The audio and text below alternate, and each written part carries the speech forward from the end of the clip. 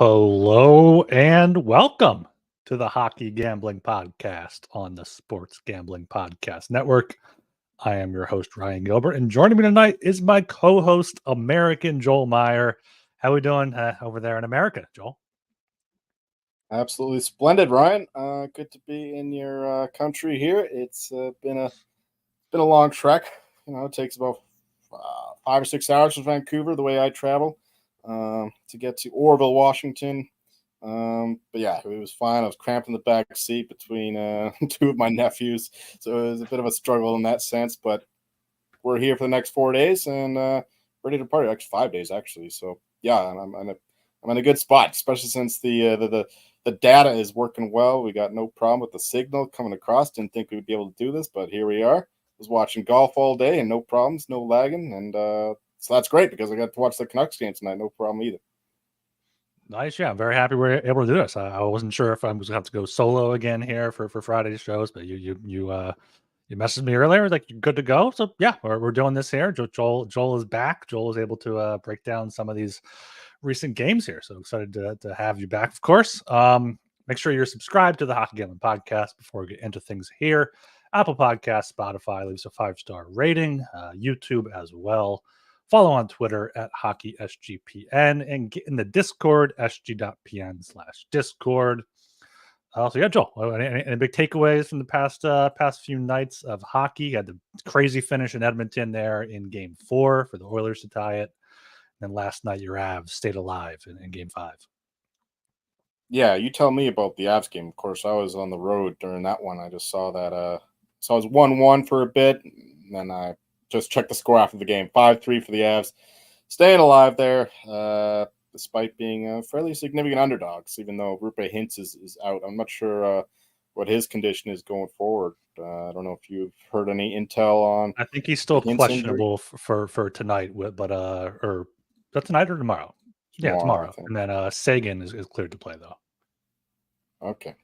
Yeah, Hintz would be a huge blow. So that's good news that he's still questionable, not listed as week to week or whatever, because it seemed like a pretty serious injury. But yeah, that one didn't get eyes on it. The Canucks game was a bit of a trip. Yeah, we got our hopes up there with the comeback kids coming back 2-0 down and then tying it with the goalie pull. But unfortunately, Evan Bouchard just put the puck by Shilov's on one that he possibly should have stopped. I don't think he was too screened, but whatever. You can't really blame a third string goalie in that situation. And yeah, but that ruined a nice overtime for us. But yeah, series tied 2-2 going back to Vancouver tonight. Should be a fun one there. And the other one was the Panthers losing to the Bruins. Bruins showed up big without their captain. They were the better team. I think that was the best game. Definitely the best game they played since game 1 in the series. Swayman was back to form. He was elite. But for once, the Bruins ruled the first period. Like the 3 straight games, the Panthers was dominated, just couldn't put the puck in the net.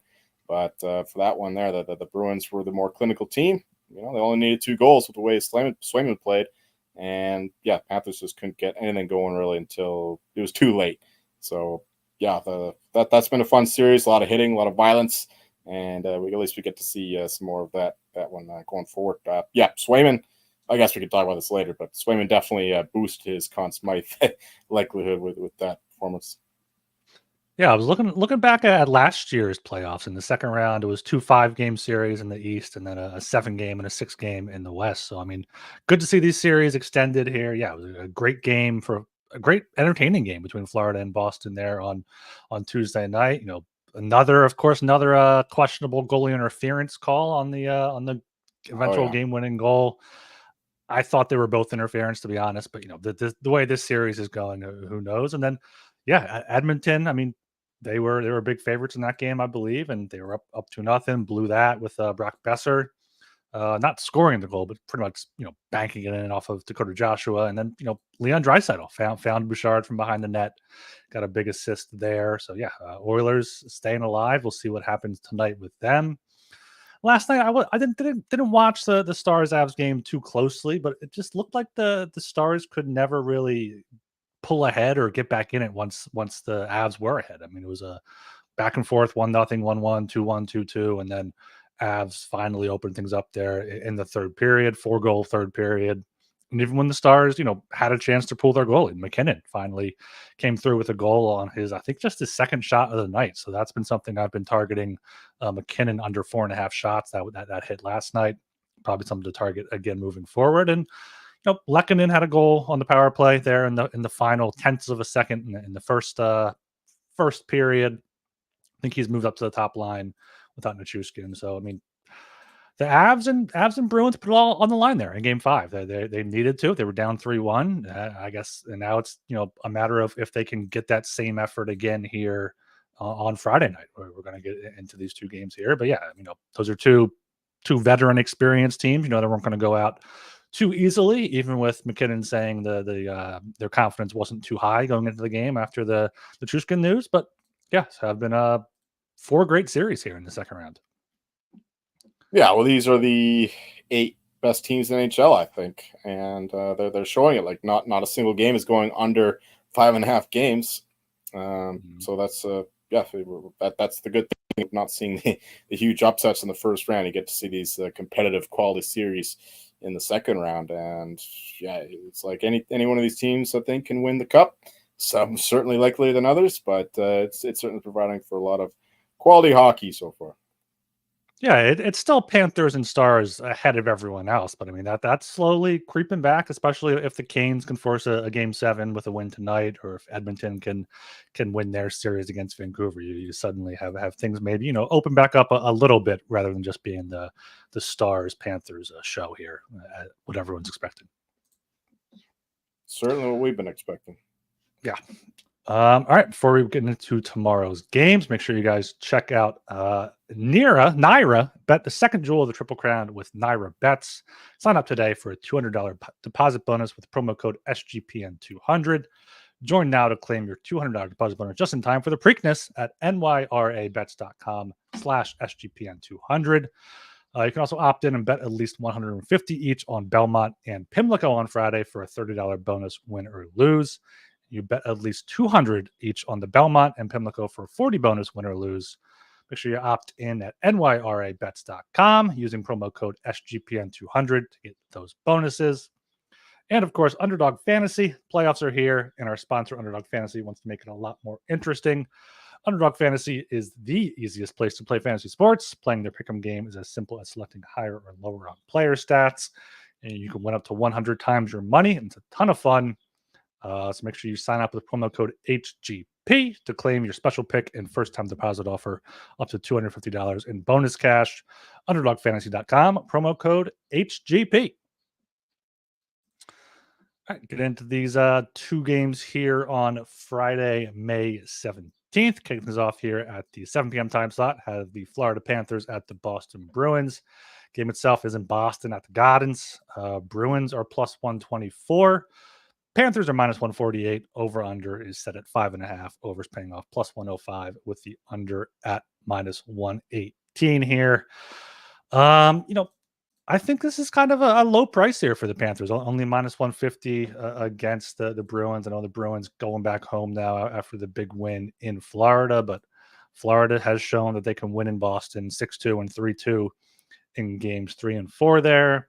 I think they, probably were the better team or equal teams there in Game 5, and Florida's still the better team. Marchand is day to day. He could have come back for this one, but I think even if Marchand comes back, maybe Boston gets a little bit of a boost from the crowd. But Florida's depth, Florida's goaltending, everything the Panthers have, I think, is going to ultimately win out in this series, and in this game especially. I mean, Florida's still minus 625 for the series.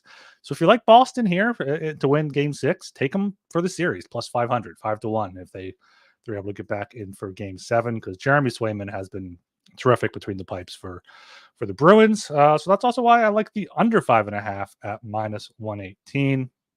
We saw pretty much there were only 2 Game 6s last round, but 1-0 Vancouver, 2-0 Vegas. I mean, Game 7s also as well have all been low scoring. So I think starting tomorrow night, going to be hammering these unders, under 5.5. Maybe sprinkle some like 1-1, 2-2 correct score for these, because these could very well go to overtime with how intense this series has been. Yeah, no doubt. the unders are definitely the play to go for these game 6 and 7s. It's bearing out even in this higher scoring NHL the way we've been playing the games these past few years. Still, game 6s and 7s are still close competitive affairs, and there's a lot of holding your sticks too tight and not willing to make any risky moves, not being too aggressive, and just some quality defense as well. So yeah, the unders are definitely the look for these next few games here. And for the side though, yeah, I mean the Panthers were just minus 220 at home. Now they're minus 148. That seems like a decent discount. So I still think it's fairly closely lined.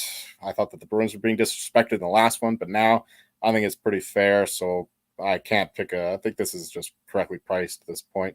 But yeah, the under 5.5 would be the look. Yeah, once again, just both these teams going forward. Swayman for Conn Smythe. If you want to back the Bruins, that's the way to go. I don't think that anyone else a realistic chance of beating him out.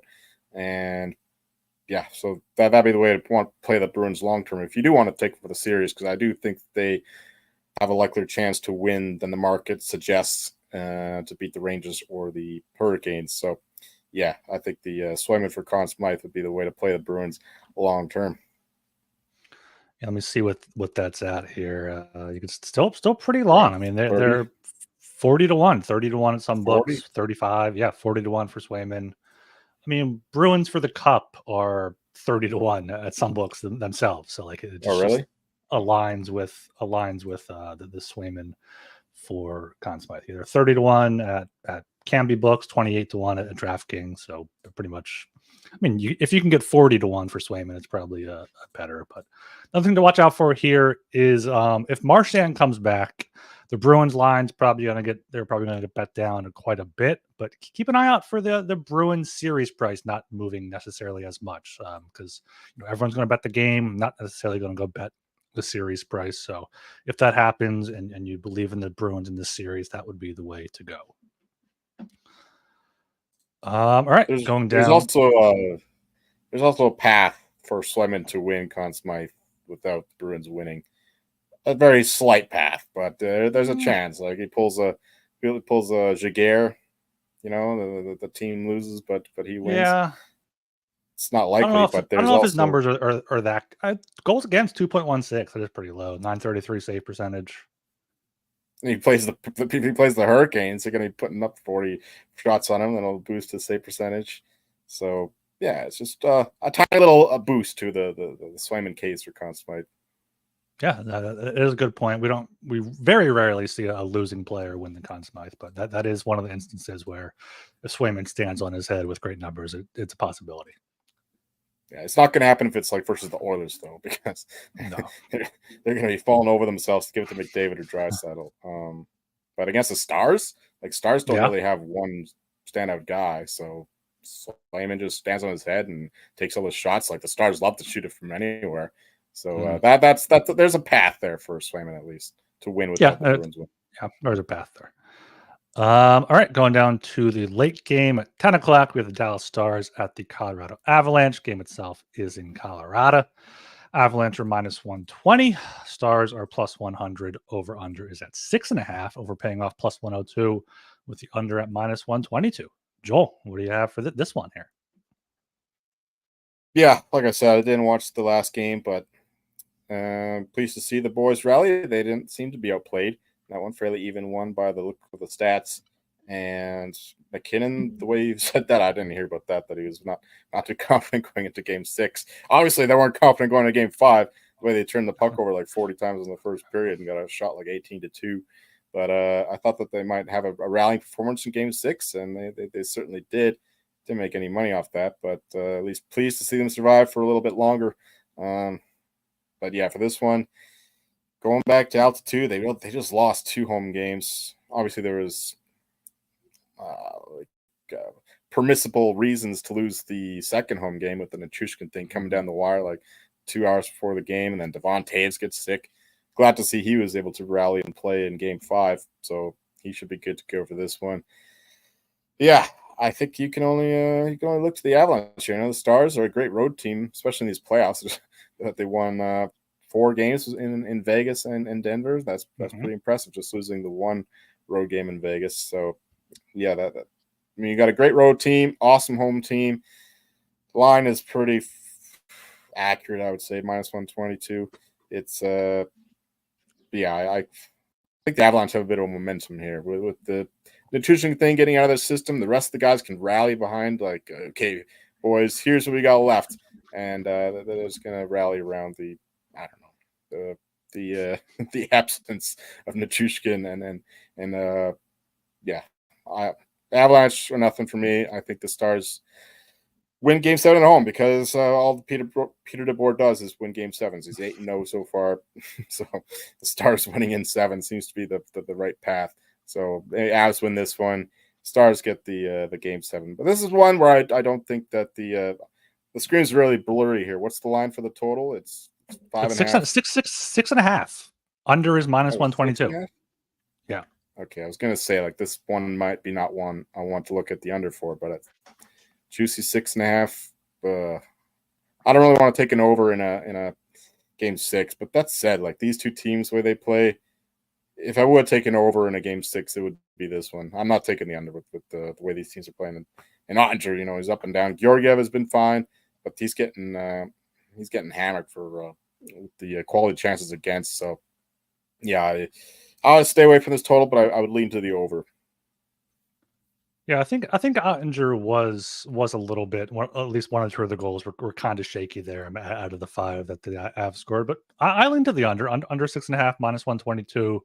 You should see this game, you know, called a little tighter. There were 7 power plays in Game 5. Dallas scoring 1, Colorado scoring 2 power play goals. But, you know, you should see that kind of dry up here in Game 6 as you get deeper into the series. I've seen a bunch of under games later in series, and it's very rare to see Jake Ottinger have back-to-back bad games. So, like the under 6.5 here. Not sure what to do for the money line, though. I mean, Avs at home at only -120. You might have to play that there. Series price, Dallas -365, Colorado +310. A lot different than the Boston series we just went over with there. But I don't see the Avs winning this in 7. I think if the Avs, they might force 7, but like you said, Stars probably win it in 7 there with Peter DeBoer. But yeah, I mean, the Avs got Druin back now. He's had an assist in each of his 2 games up there on the top line with Mac and Lehkonen. Parisi, Middlestat, Miko can be a decent second line for them. So, you know, the Avs could surprise people against the Stars here, but I think the Stars get it done, whether it is in 6 on Friday or in 7 on I guess that would be Sunday. So just to play on the under here for me, under 6.5 -122. All right. We are also brought to you by Game Time. Game Time is now an authorized ticket marketplace of Major League Baseball, which makes getting tickets even faster and easier. Prices with killer deals on last minute tickets, all in prices, views from your seat, and their lowest price guarantee. Game Time takes the guesswork out of buying MLB tickets. Game Time app is great. Got those flash deals, zone deals. Easy to find and buy MLB tickets, and for every kind of event in your area. They give you the views from all the seats in the venue. So make sure you check it out. Take the guesswork out of buying tickets with Game Time. Download the Game Time app, create an account, and use code CFBX for $20 off your first purchase. Terms apply. Again, create an account and redeem code CFBX for $20 off. Download Game Time today. Last minute tickets, lowest price guaranteed. All right, could look at some Stanley Cup futures here. Joel, I got the Stars, Panthers pretty much co-favorites at around 3-1. Oilers, Rangers +525. We got Canes 10-1, Avs 14-1, Canucks 20-1, and Bruins 30-1. Any of these sticking out to you?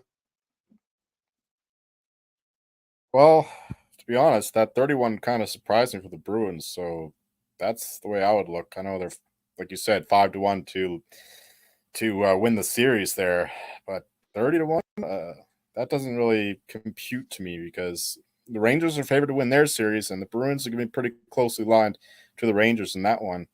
And then I guess they'd be dogs to most of the teams in the West, you know, like, except for the Canucks. Yeah, if you math that out, I think the Bruins 30-1 makes the most sense price wise. But realistically, it's the same as we've been for months. Stars and Panthers both 3-1. It's that'd be the way I'd be looking. But there's not a lot of value left. There's not a lot of meat left on the bone there between those two. So it's you got to look at the Conn Smythe stuff. Try to like cross off names like who can't win, who can win. We'll get into that in a bit. But for these prices, you know, throw them in some parlays or whatever. That's the way I would look to play the Stars and Panthers at these shorter numbers. After that, yeah, I don't know. The Avs at 14-1. What did you say the series price was for that? Do you remember? Avs series is plus 310. 310. Yeah. Yeah, just trying to do the math in my head. Not as good as the Bruins, I don't think, in terms of the price. Avs But, are plus 650 for the West, and Bruins are 15-1 for the East. So I feel like that's probably oh, better to there do you at this go. point. Yeah. Yeah, that's what I'm talking about because I'm thinking that they beat the team in the next round. So yeah, 15-1 would be my recommendation for the East for the Bruins, and of course Swayman for the Conn Smythe if you want to play the Bruins longest term, I should say. But yeah, it's Stars Panthers. I think are the likeliest team to win the cup, and the market says the same thing. So when that happens, there's not a lot of value left. So it's I think Bruins are the only thing that I'd be considering betting at this point. Yeah, maybe parlay him with Scotty there to win the PGA Championship. I know he's off to a great start here on Thursday. Yeah, I mean, Oh, I'd I look haven't checked. What's he at right now? to win, No. Like, or what's how? his? What's the I'm not score? sure. Okay. Yeah, he was Uh, faring well, but he's Shoffley, fucking like almost a record in terms of a major, shooting a 62 -9. But Scotty's 3 under through 10. okay, so he's not making up any ground. Yeah, we're in a prime position. We just need to get somebody close to Xander, then we can do the same thing that we always do: fade Shoffley on Sunday. But if he's just running away with it, that gets tough. But as long as there's somebody with the like if Kepka's at -4, if we get him on Sunday close to Shoffley, then oh man, that'll be a dream. Getting Kepka hunting down X Man. Can't wait for that. But hopefully Shoffley just doesn't win the tournament on Friday. Yeah, I mean, out of these prices for the conference, Stars plus 115, Panthers plus 120. I mean, I know it's low, but like, I I guess the Rangers could end up winning the conference if the Panthers falter, but they're 2-1. I don't really like that. So yeah, Panthers plus 120, Stars plus 115 or what I would be looking at for the conferences right now. I have to imagine they'd be relatively heavy favorites in the conference finals, no matter who they're playing. So get that, bet it now, get a little bit early, even though they're only up 3-2 in their series. They shouldn't lose back-to-back games, especially with one of them at home. So yeah, I think it's still Stars Panthers for me. Oilers you can't trust with Pickard, Skinner, whoever they have in net. Avs, I don't know if they have enough to keep it going here after Nuke, and then Canucks. I saw Demko has been practicing. He could come back at some point, but I don't know if that's even a good thing because Shelovs has been playing great. So, and ultimately, Yeah, I don't know if they have the depth for it. it's tough to come back from injury in general, let alone when you're going to be stepping into an elimination game. So I would keep riding Shelovs right now. He's not the reason why they lost game 4. And yeah, as for Stars to win the West, if we know that Hintz is coming back imminently, that's actually pretty decent because you have to think the Canucks at least win one of the next 2 games and force Oilers into a game 7. And with the Stars' depth, I'd still fancy them playing 2 7-game series over the Oilers playing 12 games. If the Canucks push them to 7. With the way that the Knobloch is playing, McDavid and Draisaitl just playing 25, 30 minutes a game, and they're so top heavy, they're not getting much out of their depth, and they're going to be worn down by the time we get to game 5 or 6 in the Western Conference Finals, and that's when the Stars' depth will make the difference. So, yeah, Stars to win the West there would be a decent look, I think. If you expect them, as I do, to come out of the series against the Avalanche, yeah, the Stars are in prime position. Yeah, and the Panthers have been spreading out their offense more now with Tarasenko up there in the top line with Barkov and Reinhart and Verhage, Bennett, Kachuk. I mean, those are two great lines there for their top two. And then Anton Lundell, I think, is very underrated as a third line center with Rodriguez, who has kind of woken up a bit, and Luosterainen. So Panthers and Stars look like they're the two deepest teams here, and you know they should make their Stanley Cup final, but we'll see. We'll see. All right, let's get up the Conn Smythe odds here. Go through some of these teams here. Shesterkin's still the favorite. Ottinger right there, both at around 8-1. McDavid right there as well. Barkov, Kachuk, both around 10-11 to 1. Wyatt Johnson, 15-1. Heiskanen, 16-1. Let me see what Robertson's at. Robertson's been my guy recently. He's as low as 25-1, but as high as 55-1 at Canby Books. So that was up to 60. That was down to 40. He had 2 more assists last night, so up to 55-1 there. I still like that for the Stars, but Heiskanen is now leading them in points. He's at 16-1. He plays big minutes on the blue line as well, so could see that narrative coming through for Dallas. Yeah, I mean, it's tough to pick a star the way that they're all clustered together. But yeah, the 55-1 for Robertson, yeah, that's pretty damn good considering his prices elsewhere. So I can't fault you for taking that. But I think both Heiskanen and Wyatt Johnson are the likelier candidates. And Ottinger is still in the mix, but he should not be the favorite. I don't think he should be in the 20s, more likely.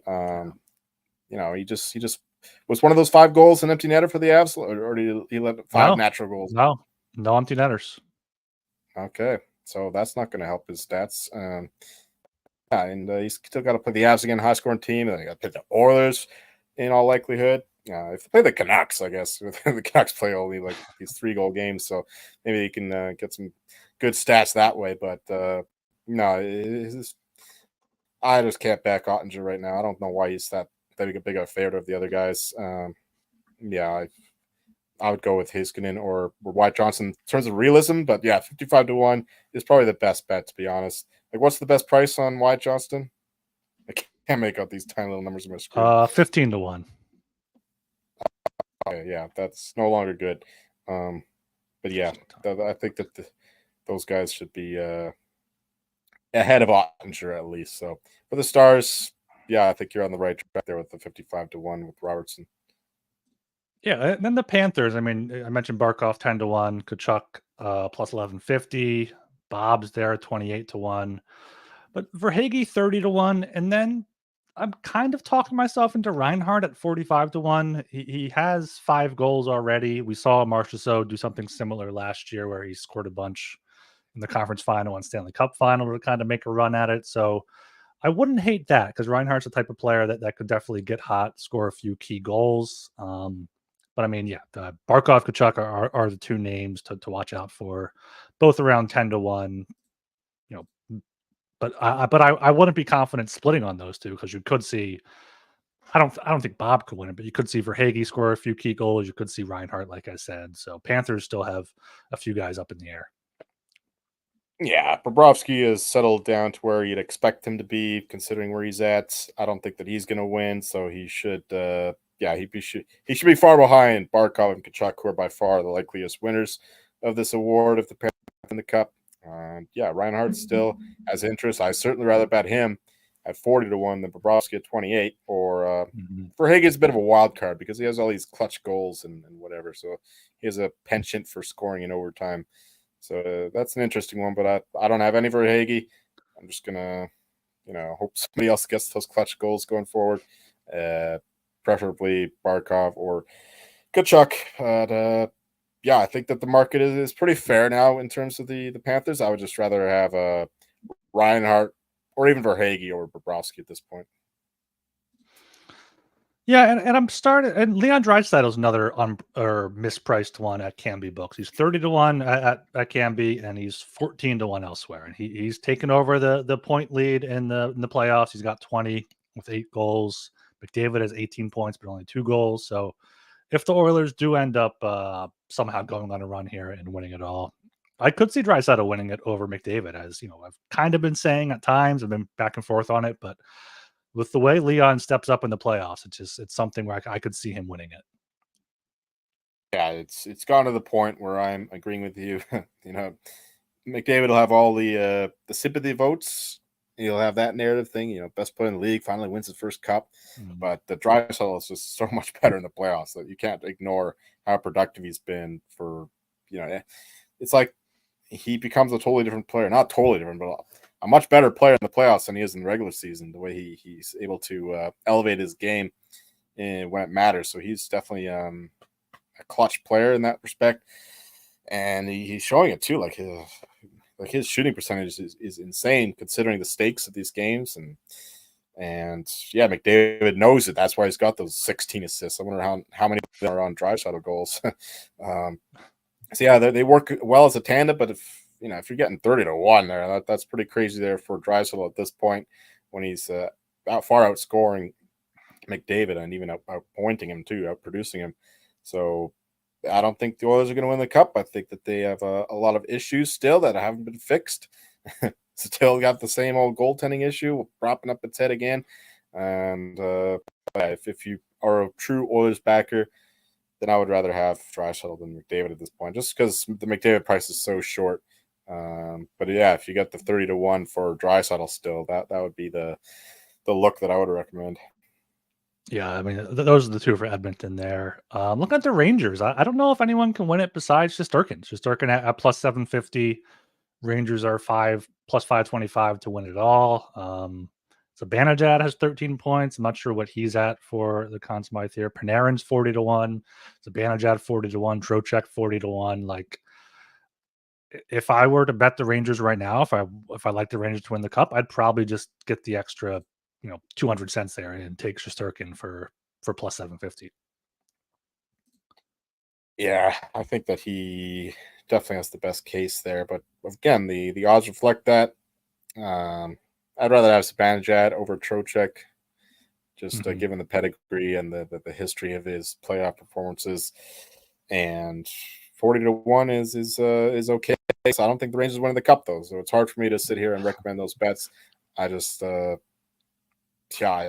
these are not anything I'm betting, that's for sure. But if you really like the Rangers, my recommendation would be just to stick with Shesterkin because you could get a wild card here with the Rangers skaters because somebody else could go off like Lafreniere has been incredible in these playoffs, and he doesn't have quite the points of those two, but he's showing up in big moments, and he could have a huge Eastern Conference Finals, Stanley Cup Finals, or whatever. So I think the sure thing would be just to take Shesterkin, unless you get like some crazy price and somebody you really like. I don't know.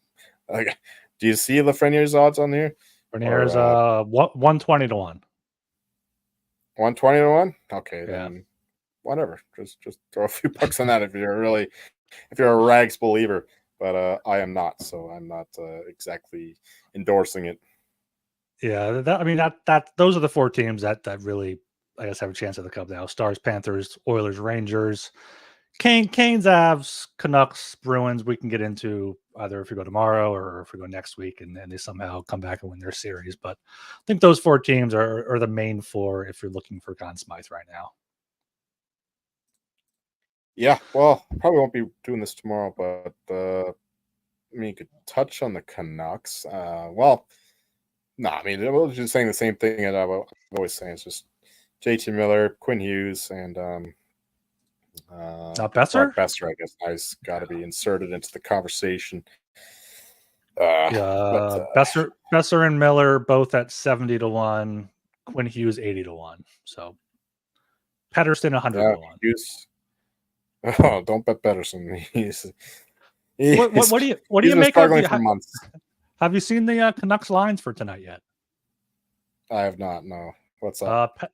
Pettersson moved up to the top line with Hoglander's back in, and Hoglander, Lindholm, Pettersson's top line. Suter, Miller, Besser staying together as his second line, and then Joshua, Bluger, and Garland as the third line. So I guess they're moving Pettersson to wing, trying to open him up a little bit. Yeah, must be. And we got the old third line there with the Bluger going back with Garland and Joshua. That's pretty cool. Though Lindholm's been outstanding. I guess that's why they're getting Pettersson up there to try to capitalize on what Lindholm's been doing. I don't know. But yeah, he's got to get going because he's like this weapon that the Canucks have, and he's been a blunt sword, and he's not doing anything.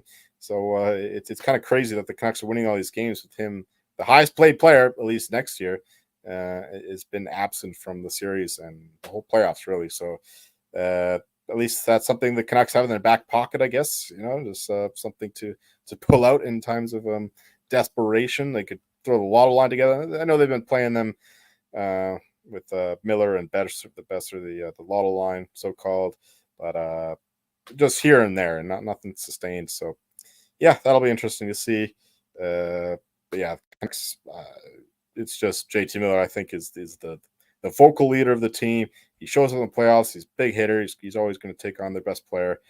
It matched up with McDavid a lot. So JT Miller, I think, is the best player on the team at the moment. Quinn Hughes still does all the little things right, whatever. He's a little magician behind the scenes.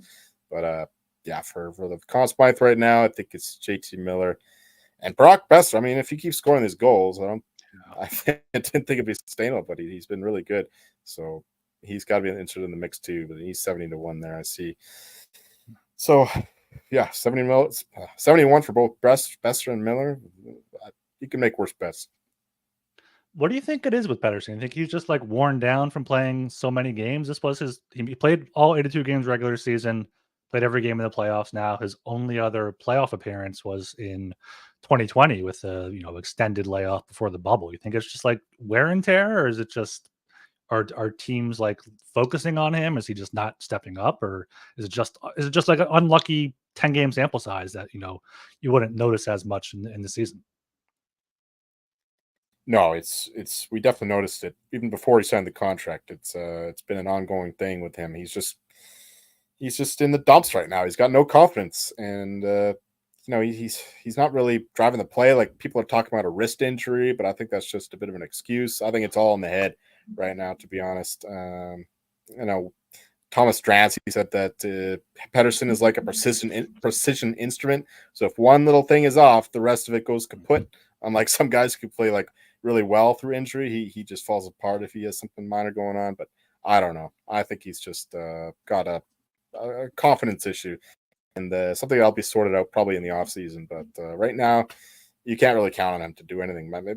That's why you got to mix it up, though. Like Talkin's been moving around all the time, and we'll see if he gets together with the Swedish line again and produces like that's really the second line. It might look like the first line on paper, but the real first line is Miller, Besser, and Yeah, I want to give credit to Talkin. I meant to mention it last show when we were together. He put what's the guy's name that was making his debut? The Swedish guy, Linus Linus Carlson. Karlsson. Linus Carlson in there. Yeah. You got Amon or Eamon in there as well. So I give credit to Talkit for mixing it up here in the playoffs, not being afraid to change from what's worked and whatnot. So getting Pedersen, probably just telling him, what, go focus on offense. We're at home. We'll get you good matchups. And if that wakes them up and the Canucks can win tonight, if they get Pedersen going, they're a completely different team. So, credit to Talkit. That's why he's been the Jack Adams favorite pretty much all season. Yeah, no doubt. And yeah, Linus Karlsson was good stepping in there. And it comes down to a culture thing. I meant to say this earlier, but I noticed the old Canucks player, OEL, Oliver Ekman-Larsson, has been a far more physical player down there in Florida. And that's another reason why I really like the team to do the whole thing. It's just because you can get a guy come in there and who's not really used to playing physical or whatever and doing the dirty stuff, but he's just fit right in there. I would never expected that, but that's what he's done. And it's the same thing going on in Vancouver now with all these guys just like quickly learning the system, buying in, and it's successful. So it's a lot easier to do that and integrate into this system when it's working out. Yeah, I mean, it's the OEL's gone down there, so hopefully the Canucks, they got Carson Soucy back tonight from his 1-game suspension. We'll see if he has any impact tonight against McDavid or whatnot. But I think that pretty much wraps it up for us. You got anything else on your mind here? Any golf thoughts for the weekend? No, I'm not used to watching golf on Thursdays. It's normally like every shot is higher stakes, right? When it's on the weekend, Saturday, Sunday. But on a Thursday, you can easily make it up in 2 days. You just got to worry about making the cut, I guess. Oh, my nephew's calling me. Yeah, but yeah, golf just I bet a couple guys. It's not looking great so far, but what's up, Eli? All right. Yeah. Yeah. All right. Make sure you subscribe to the Hockey Gambling Podcast or listen to your podcast, Apple and Spotify. I'll try to go live on Friday. I think we have 2 games on.